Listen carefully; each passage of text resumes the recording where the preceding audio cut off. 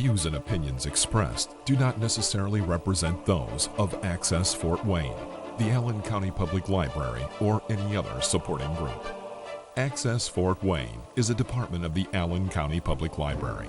If you or anyone you know might be interested in making a television show, please call 260-421-1250.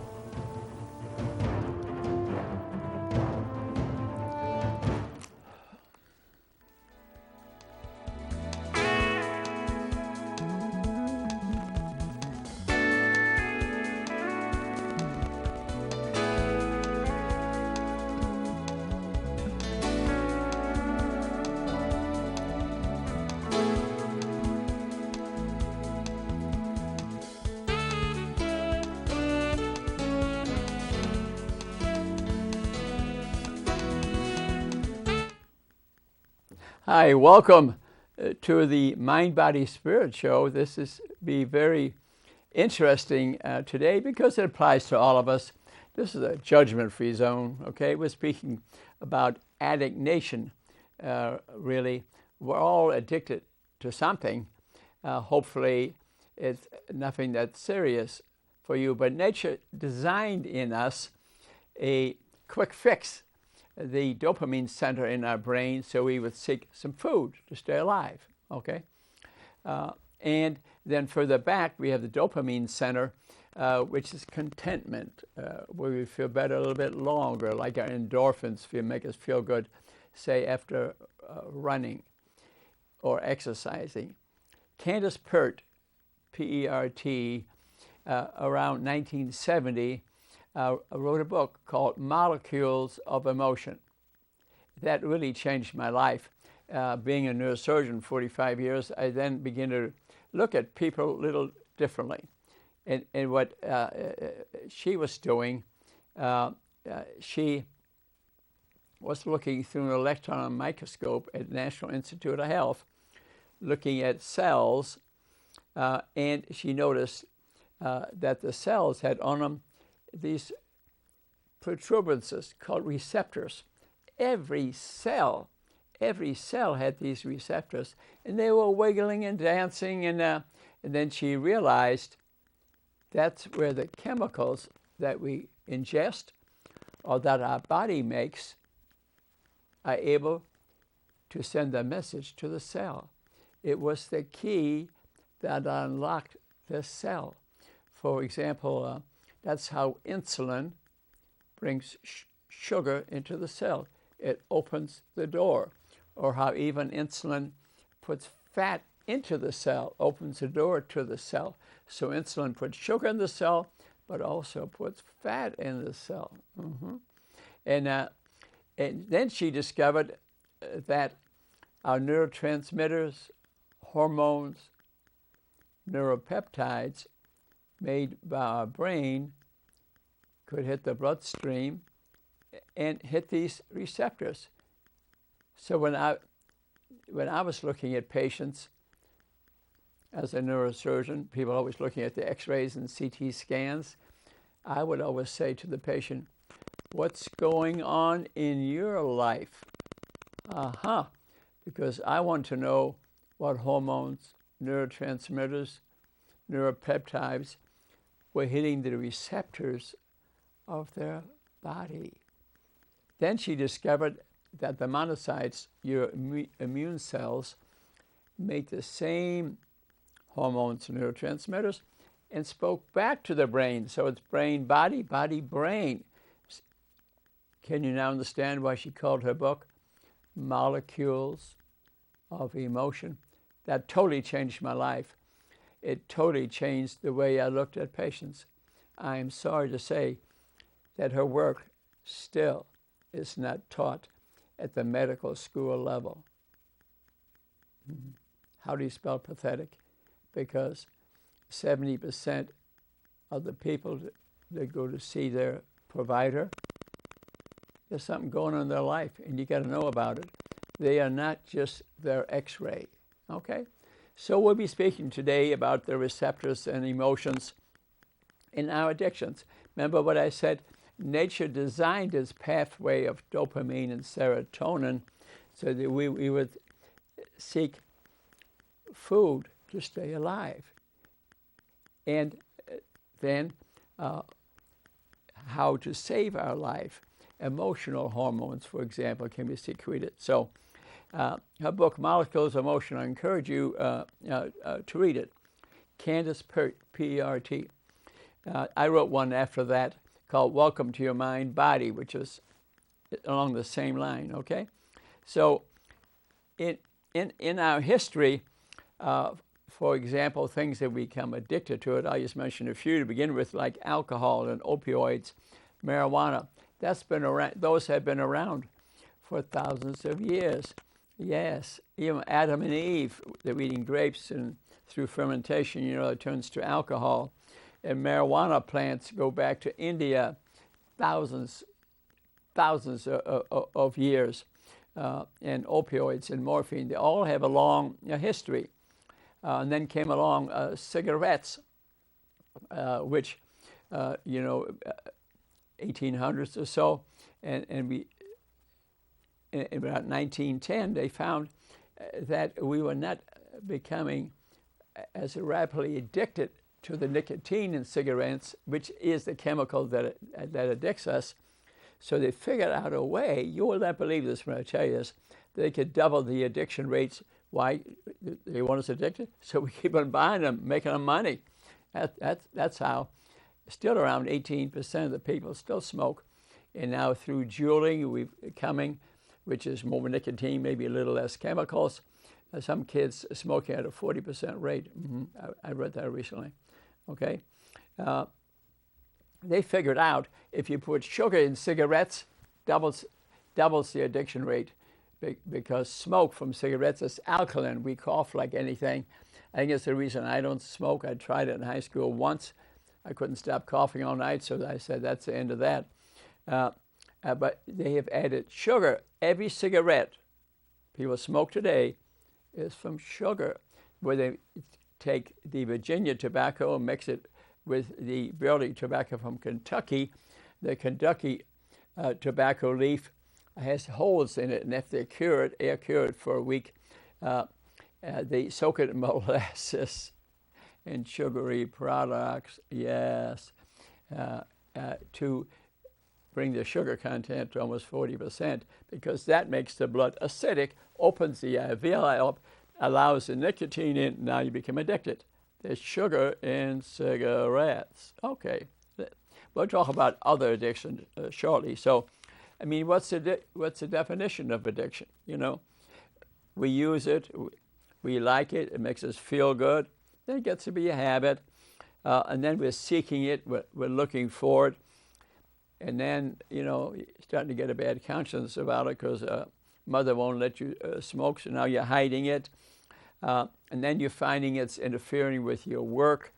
You've got to take a break at work to have a drink or a cigarette or an opioid. And now you're lying about it. Now you don't have money. Now you're stealing it. And now you're having trouble with the law. That's the path to addiction. That's a path to addiction. You get two or three of those, you're going to be concerned.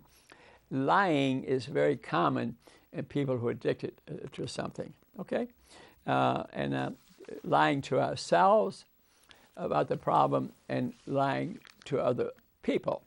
Let's talk about a little more types of addiction. After all, we're speaking about Addict Nation.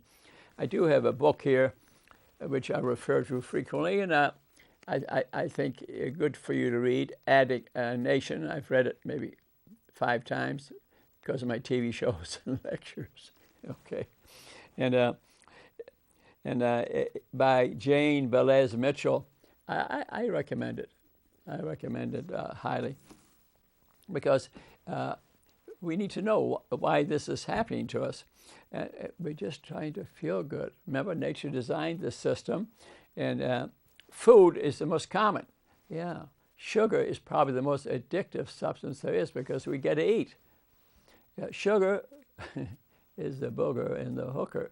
That's why we have this tremendous overweight and obesity rate in the world, but especially in Allen County and Fort Wayne, because we've not been teaching people to eat differently, especially children. Now we're seeing one of the biggest complications, of course, is type 2 diabetes with 50 illnesses which can be prevented, stopped, and reversed.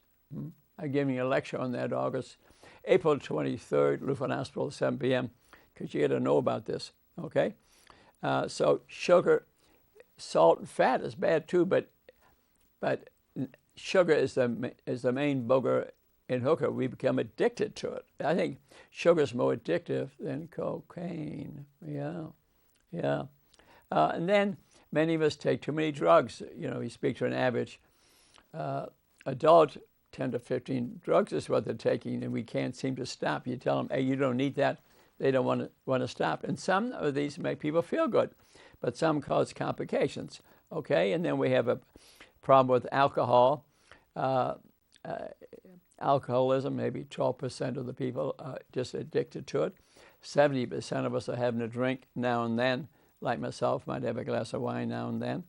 Okay, but 12% just get a drink every day because it's very destructive. It shrinks the brain, it kills the liver. People develop fibrosis, cirrhosis. It affects every cell in your body, actually. Cigarettes, about 18% may be addicted. But I go to some factories where I give some wellness talks. Yes, this is hard to believe and so sad. 70% or so addicted. I checked 5 different factories I speak at. Yeah, so it's different rates in different economic groups, and I don't blame the people themselves. They're stressed. They're down here. They can't sleep. They can't pay the bills. Can't pay their taxes. Tax times is now. They have many children, and smoking may not be the only addiction. It could be alcoholism. It could be marijuana. It could be 5 or 6 different things. So marijuana is growing in this country. They're legalizing it everywhere, acting like it's nothing. Major mistake. Major mistake. You need some knowledge. The government is getting bribed with so much money, like CBD oil is taking over the city, but people don't realize CBD oil turns off 70% of the enzymes in your liver that detoxify the drugs you're taking, and public health has not informed you about it. I still have not heard back from public health. They were going to tell the press and the public that it interferes with drugs you're taking. They still haven't told us. It's been 4 weeks since I had that meeting. I'm worried about it because people could die. If they're in a blood thinner, it turns up or down. And I have a PowerPoint from Sheila Walker, head of toxicology, state of Indiana. I wanted her to come to Fort Wayne, have a TV show like this, be on my show, for example, or at a term at Lutherans or wherever she wants to. I'm too busy. I'm too busy. Twice she told me on the phone. Very nice lady on the phone. She's too busy. Why is she too busy? My guess, politics. It's the money. People are making a lot of money from CBD oil. I know of a group that sells it, $100,000 a month. Told to me today by a pharmacist. He showed me the figure. He heard from the guy that sells it there. So, is it about the money, honey? Makes you wonder, doesn't it? Some people are addicted to technology, and tech. People walk in front of me while I'm driving, totally oblivious. They created another world with their iPhone. They're living somewhere else. Why are they doing that? Stress. That's their cigarette. That's their alcohol. Okay. Some people gamble. Gambling is a huge thing, and people are giving away their family fortune if they have any. You imagine what that leads. They can't stop. They're addicted to it. I know a couple of people that way. And we go to Las Vegas for a convention, for example. I myself just have found that card playing and these things, I can't do it. And some of my brain is telling me not to do it. So I'm playing tennis or taking a music lesson or buying fancy clothes. Maybe I'm addicted to buying fancy clothes. I don't know. but that can be an addiction too, incidentally. And but gambling clearly is much worse. Some are addicted to sex, for example. They're looking at these websites now for kiddie porn. There's 4 million websites for kiddie porn. Can you believe it? Yeah, and some are addicted to work day and night because it keeps their mind busy. I was a busy neurosurgeon doing TV shows, reading books. You wonder if I was addicted to work. You wonder about it. But now I seem to be more balanced. Part of it could be because I stopped doing neurosurgery. I do TV, write books, play pickleball, play tennis, take dance lessons, tap dance lessons. And I think I'm getting addicted to a tap dance. But things that are satisfying my serotonin and dopamine circuitry. So, like I said, we all have this circuitry, so we need to find something: yoga, tai chi, singing, dancing. What makes these relaxing things more effective is because we have in us a system of hormones, our endorphins, the feel-good hormones, and they're not just neurotransmitters. They get secreted and flow between the nerves. So when you do something fun like that, endorphins flood the whole brain very easily. So it's easy to feel good and overcome our depression or bad hormones or addictive hormones through stimulating our endorphins. Yeah, I read that recently. That's very interesting. So to get some habits of relaxation, take a walk in nature like I do most mornings. I didn't today because I got up early. I'm going to do it this afternoon because it's a pretty day. Some people, it's watching sports. I mean, they watch sports day and night. I know people like that. They're sitting there eating bad food and getting a pot belly and probably getting type 2 diabetes and look very unhealthy, okay? And some addicted to kiddie porn, for example. Some, I mean, you wonder if our government is not even addicted to making war. You know how many military bases we have in the nation? 1,000. 1,000 military bases across the world. Does that make any sense? When we don't even have good trains in our country, does that make any sense? It doesn't make any sense. We're spending billions in working on wars in other nations. More addicts die than people from wars, I tell you. Okay, and and there are other addictions, but I had in opioids, of course, we mentioned, and in this county, the latest medical journal, 3-month medical journal just came out, and every article was about our addictions, about illegal drugs, okay? But it never mentioned the legal drugs. Well, what are the legal drugs? Sugar, salt, and fat. These legal drugs are killing us in the millions. Opioids, what do we lose? 60,000 people, okay? In the nation, okay? That's bad. But millions are dying from the legal addictions. Talk about the opioid addictions, but don't forget to talk about our legal addictions: sugar, salt, and fat, the main one, okay? The main one. And some addicted, I didn't mention before, to guns. We have 40 million guns in this country, owned by about 25% of the people.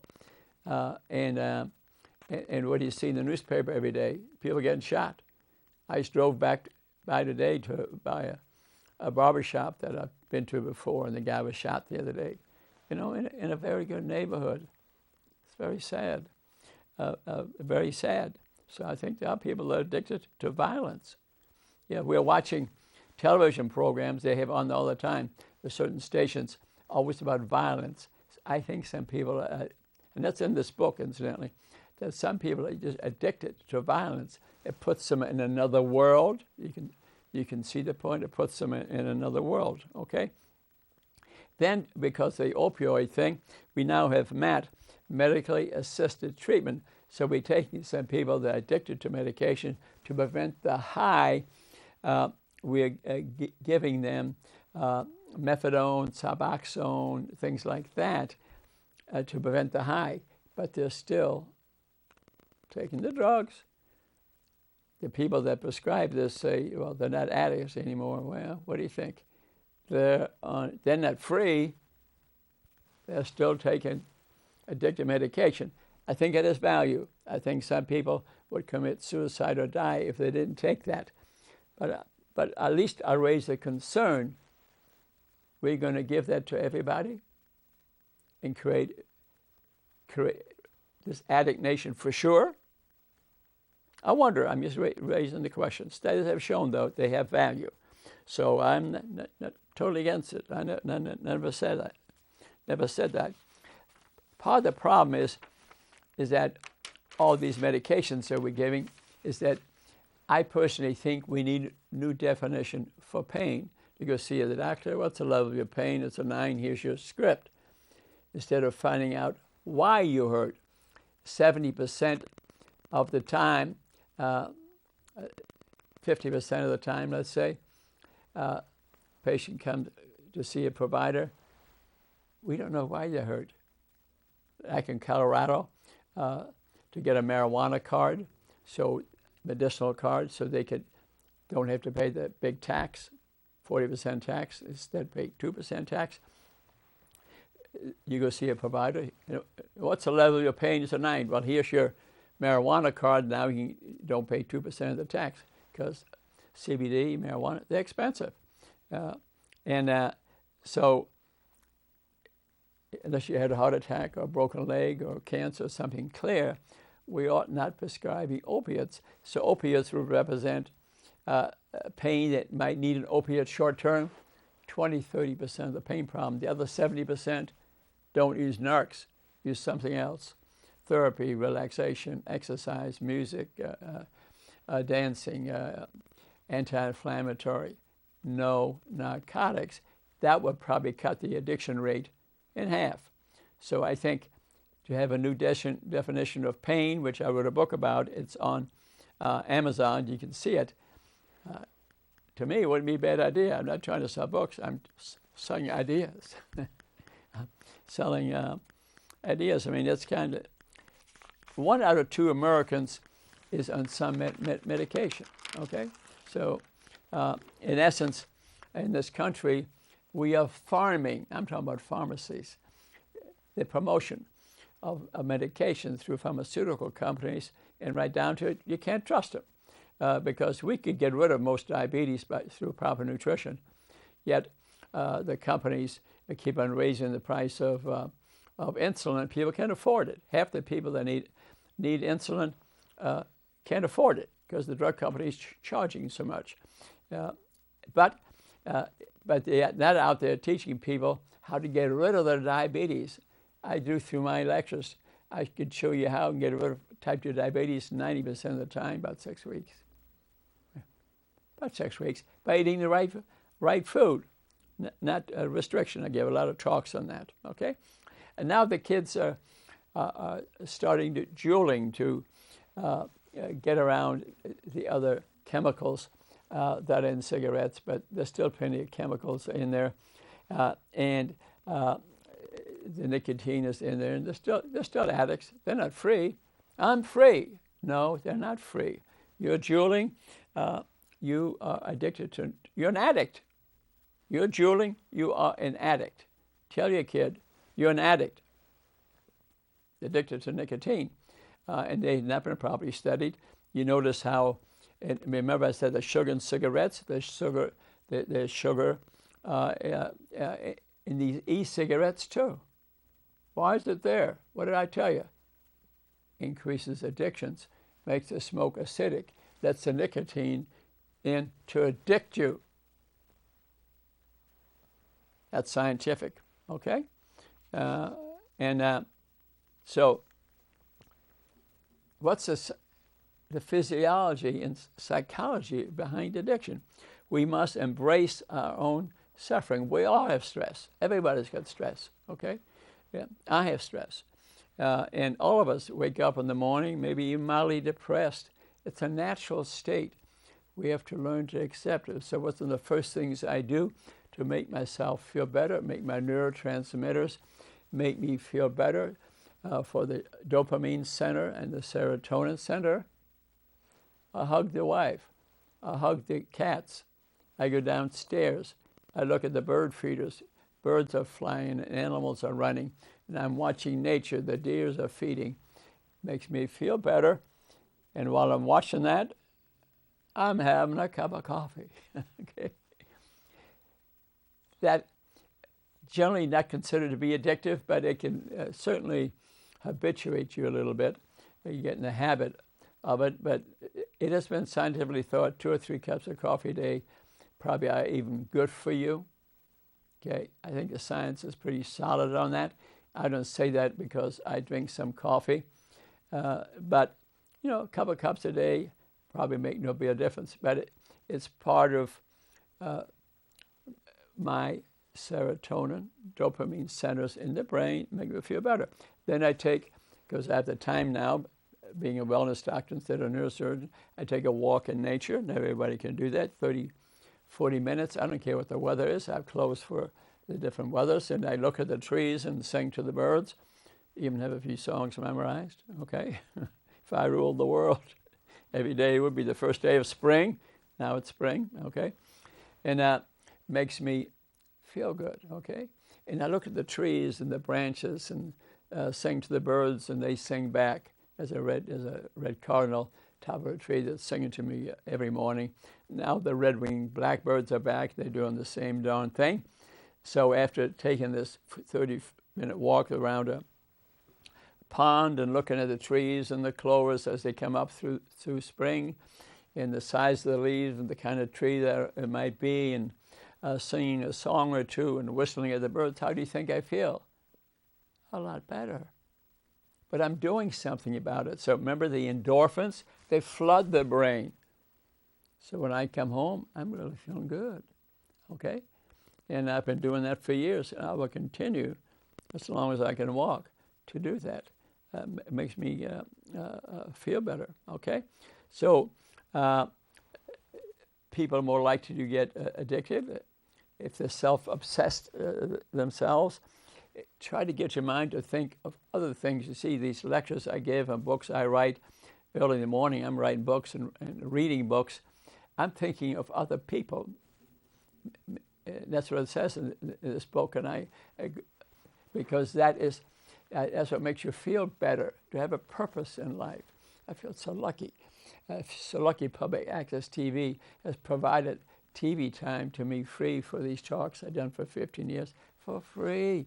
And we have to thank them for this. Creates a purpose in my life. So if you can develop a purpose, you're less likely to become addicted, okay? And what in this book it says is, you must get out of your own head and think of others, other people, okay? Look at the bigger world, but not too big. Don't watch, one news and the other news, and before you know it, you're worrying about nothing about the world, and now you're more stressed out than ever. Be careful, okay? So, but I call this, when I take my walk in the morning, I call this bathing in the forest. That's how the Japanese call it. I'm bathing in the forest. I really feel like it, because I see the seasons coming through the trees. Trees are families. Yeah, I read a book on the family of trees, how the big tree and the little tree, they're all interrelated. They feed each other. The roots crisscross each other. And when a tree dies, you see plenty of that in the forest, the trees are laying over. Actually, what they say, and I'm familiar with it because I take some of the dead branches and throw them a certain part of a side of a river where I'm trying to protect the river, is that life begins when the tree dies. The amount of life that's in a tree after it falls, in the tree itself, beyond description. I read a book on that. All sorts of viruses and bacteria and funguses and spiders. The other day, a spider jumped at me. I was taking a dead log, so be careful. And so I'm learning about nature. It's not 100% good. Okay. So, as I already described, we have in us an opioid adrenergic system, the endorphins, the feel-good hormones, which can be brought up by the things which I spoke to you about, critical. If you could get the habit of that, for example, in my house, there's a rule after 7 o'clock, after reading Norman Vincent Peale's book, which are great books about the mind and religion, and that after 7 o'clock at night, I don't allow problems in my house to be discussed. That's it. 7 p.m., 7 a.m., no problems are discussed.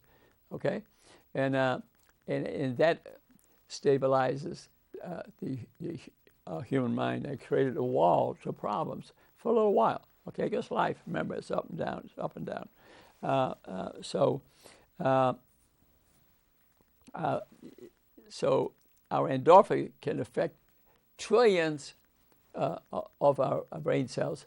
Children, as they're growing up, for example, that's the reason a child shouldn't be smoking or even smoking marijuana, because it will damage the brain. The brain is not fully developed till age 25 or so.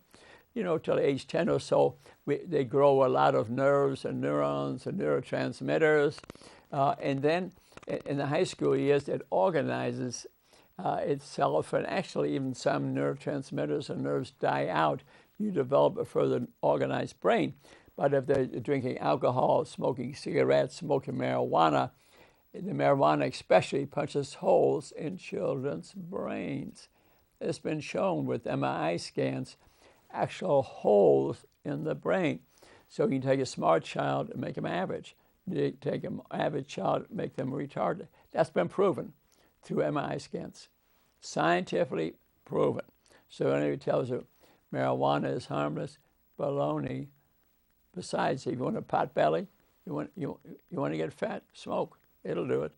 And then you get diabetes with it too, a nice reward, okay? And the child will say, I don't think I'll go to school today. I'm feeling so good. Plenty of adults do it too. So watch out, watch out.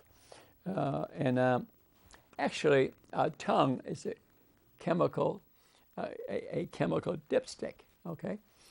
So you can taste things with your tongue and can turn you on or off as to what you're smoking or eating or taking in without the food having to be digested. So that's a good dipstick as to what's healthy and not healthy. To turn on the endorphins, you can turn on the endorphins, the feel-good hormones, just with your tongue. Mm-hmm. Just with your tongue. Singing, for example, would do it, okay? Don't have to digest the music. Yeah, it can make you feel good. So they will use some drugs like methadone, naltrexone, things like that, to keep you from having the high, so that you have some control of things. And alcohol, they will use some drugs that make you not want to drink because it make you feel so bad, okay?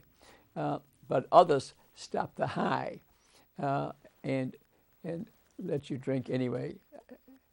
You will never break the habit. 80-90% of the people that think they cured themselves from alcoholism a year later are drinking again.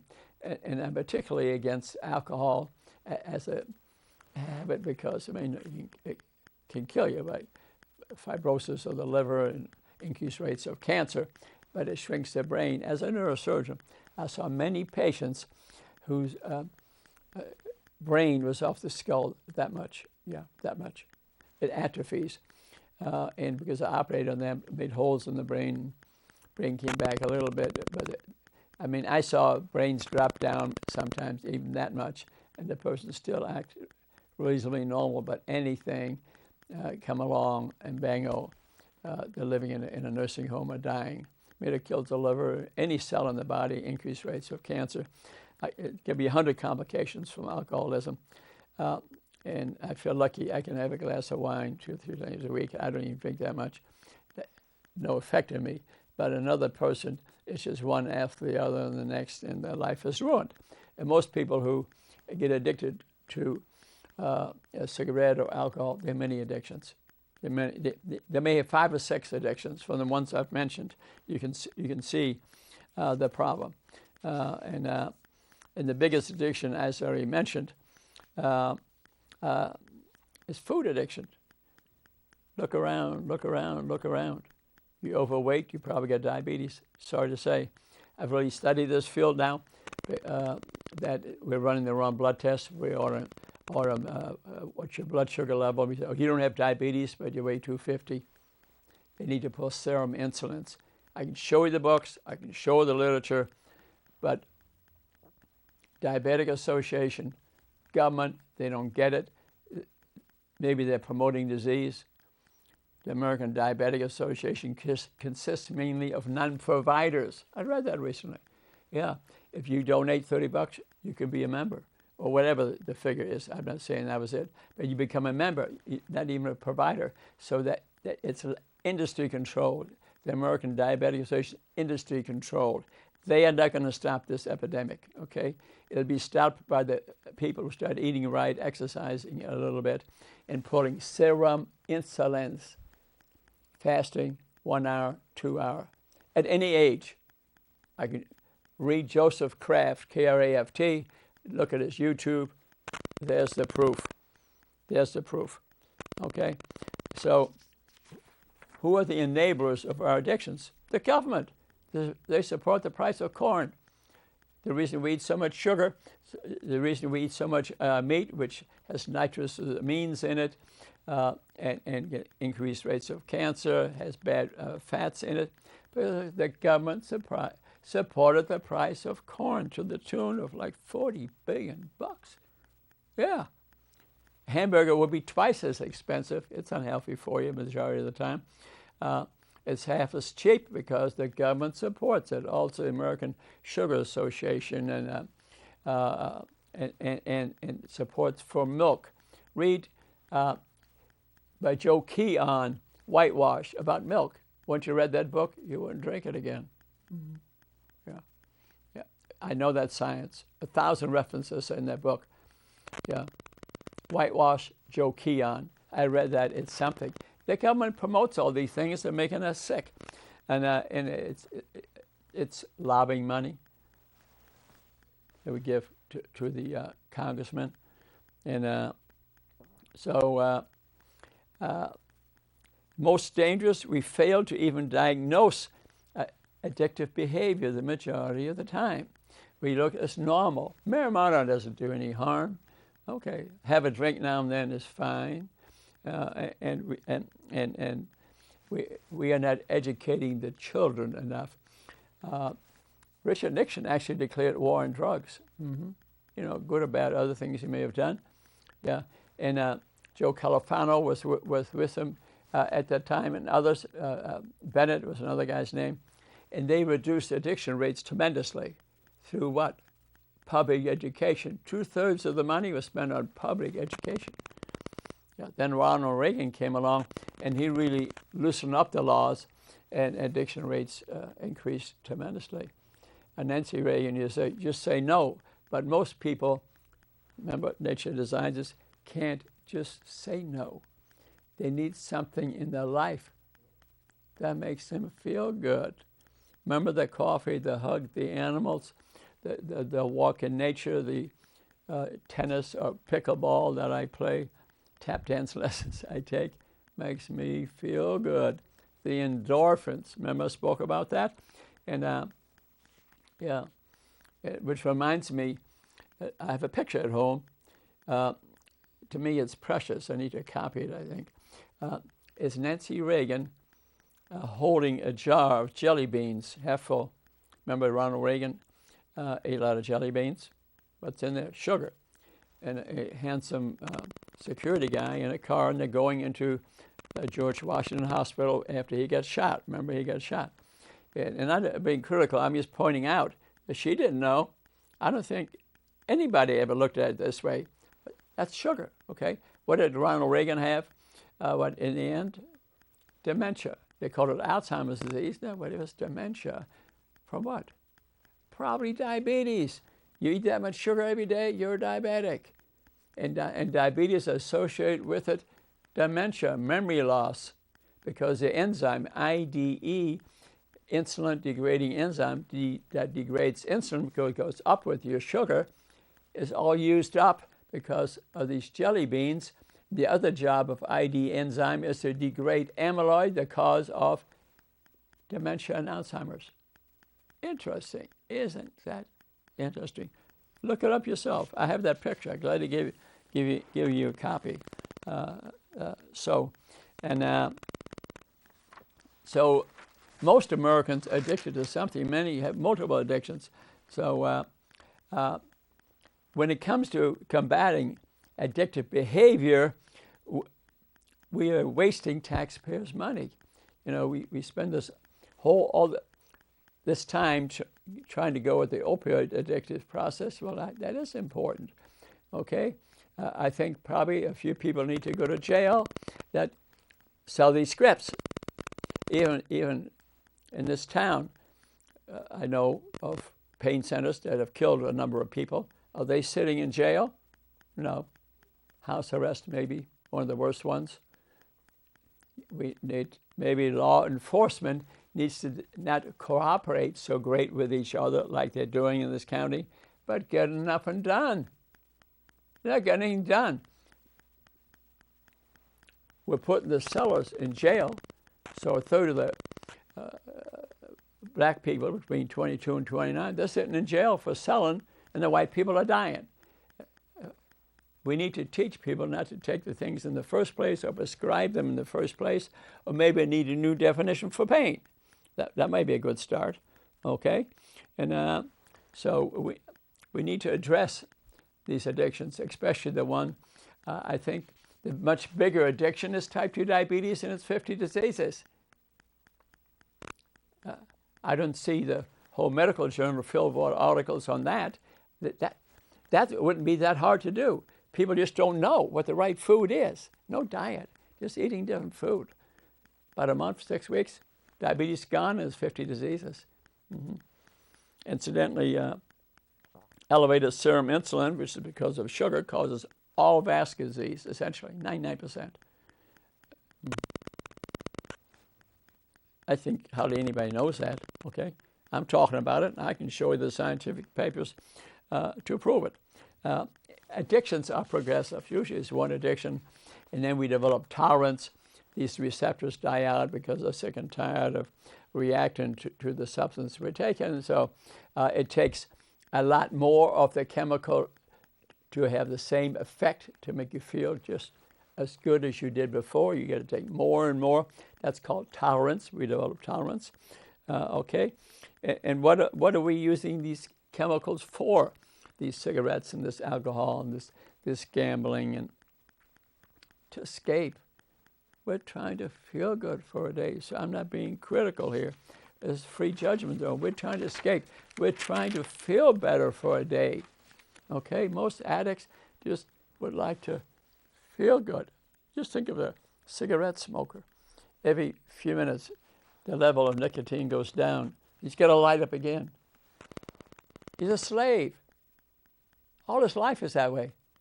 He's a total slave. He's a slave to nicotine. You can get it so easy.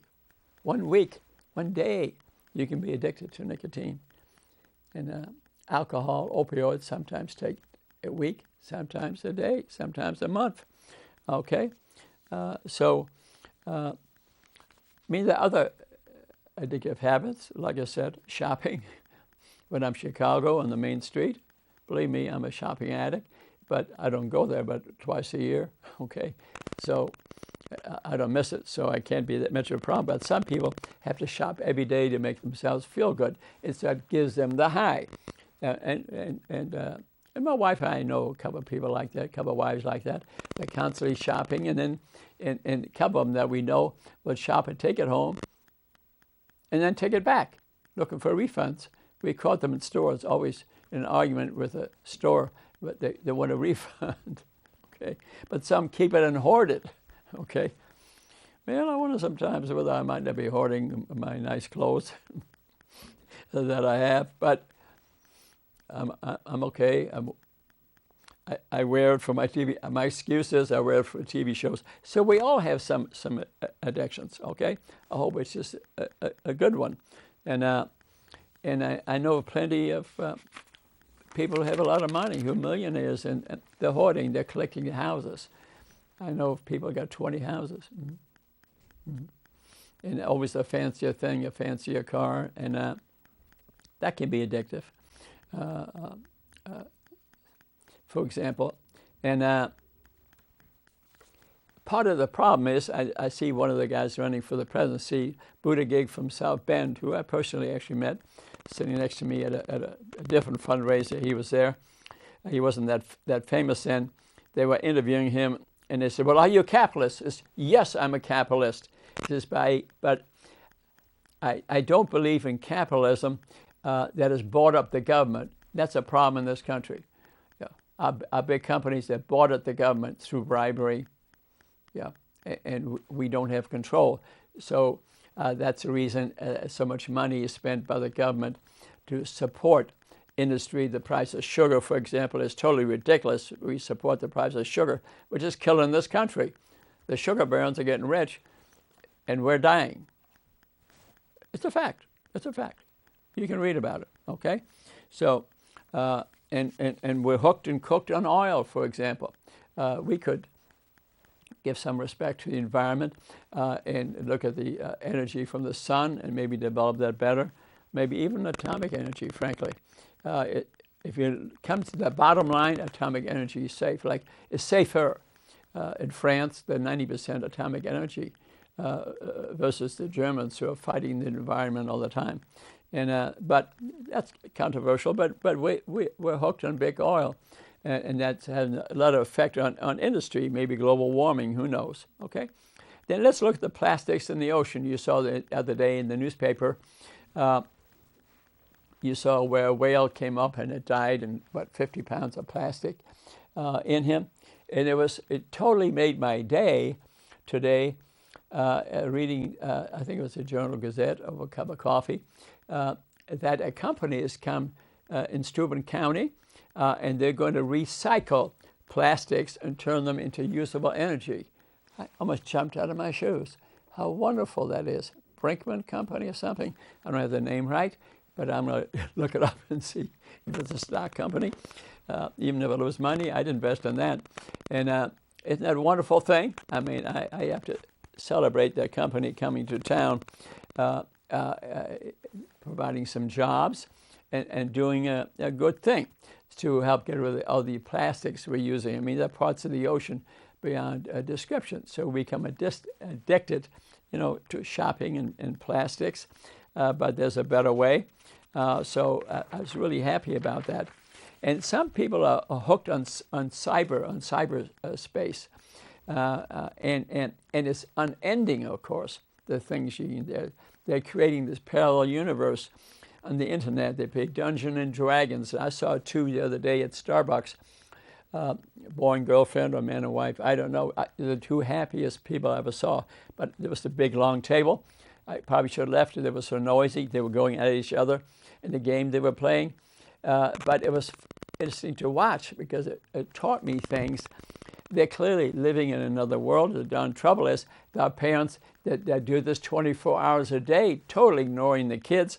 And kids, indeed, have been moved out of the homes because the parents spend the whole night on cyber. They're addicted to it, creating a parallel universe to escape thoughts of their bills, their taxes, their jobs, problems with the children, maybe fighting with each other.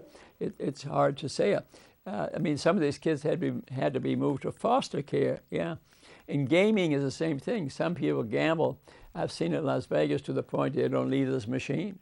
Okay, the darn trouble is they're blowing all their money. And I know of an elegant couple actually that every time we go with them to Las Vegas, I play tennis with him.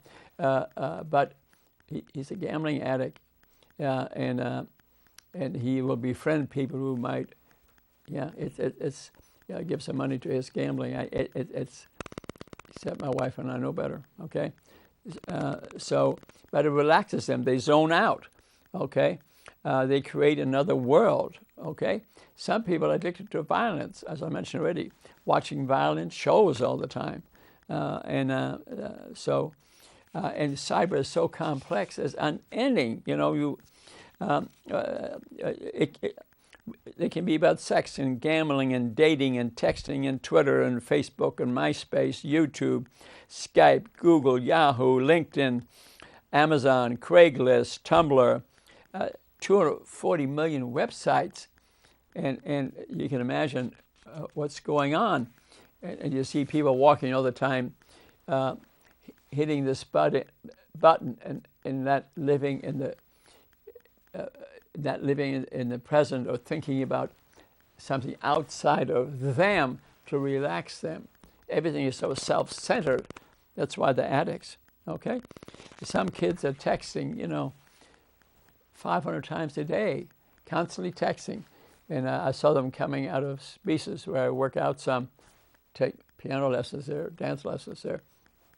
This handsome young man was working all day, but he didn't see me. He walked right. He was just like this, and you wonder how he spends the rest of his day.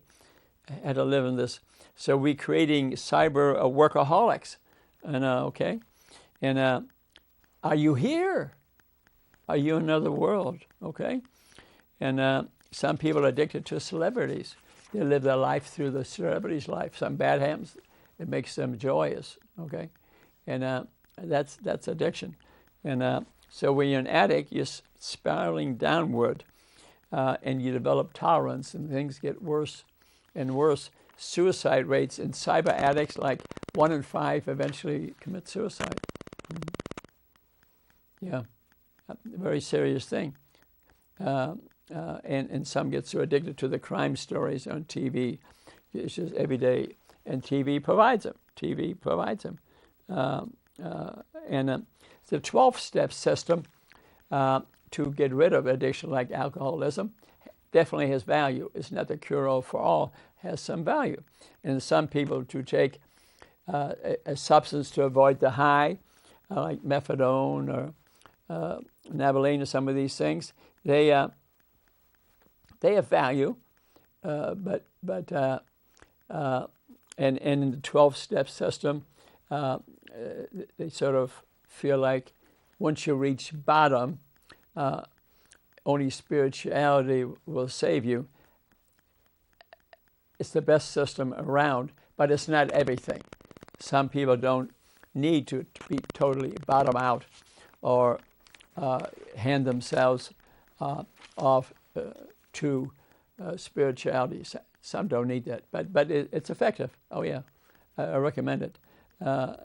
So then we speak about codependency, which is sort of one step away from addiction. A spouse might be addicted to alcohol, and the wife is sort of living through that too, but she's not the one drinking, but she's codependent on that individual because all the drama she's watching in the mate excites her or him. Okay, that's codependency. Some people are even addicted to incarceration. Okay, and a certain age group, social and racial groups, a third of the people are in jail or have been in jail between age 20 and 29. A lot of it in prison because of selling drugs in the street. But then again, most of those drugs may have been caught on them because of some other illegal activity they were doing. So the drug was the easy charge, and we're putting them in jail. There's certainly more detox, which has some value, but most come out untrained, no job, and bango, they're back in jail. The rate of coming back to jail is quite high. So there are racial aspects to the whole thing, and I think we have to pay some attention to that. And I think we're sort of craving to punish people. Okay, instead of concentrating on prevention, I think the criminal justice system itself is an industry. It's a created industry, and it perpetuates itself. And maybe we ought to have another look at it. For example, like drugs, for example, to throw people in jail, will be more important to detox them for a month and provide free treatment for a couple of years through a tax system or something, I think would have a great value instead of just locking people up all the time.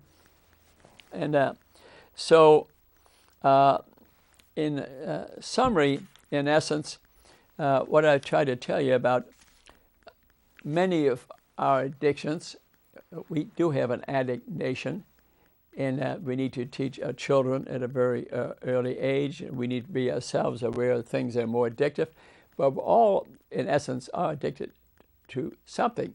We need to figure out a way to make us feel good, to get those endorphins going, which is flood the brain, make us feel good. It's not that hard to do.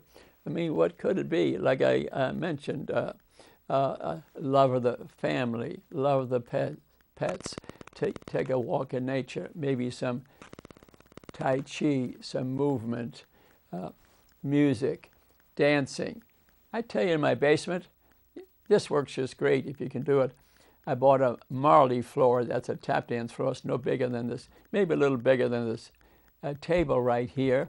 I play 5 songs from the Bee Gees because I feel the music in my body, and I've learned the steps of tap dance, which is not that difficult. You can buy the book online on that, and I do that every day for 15 minutes.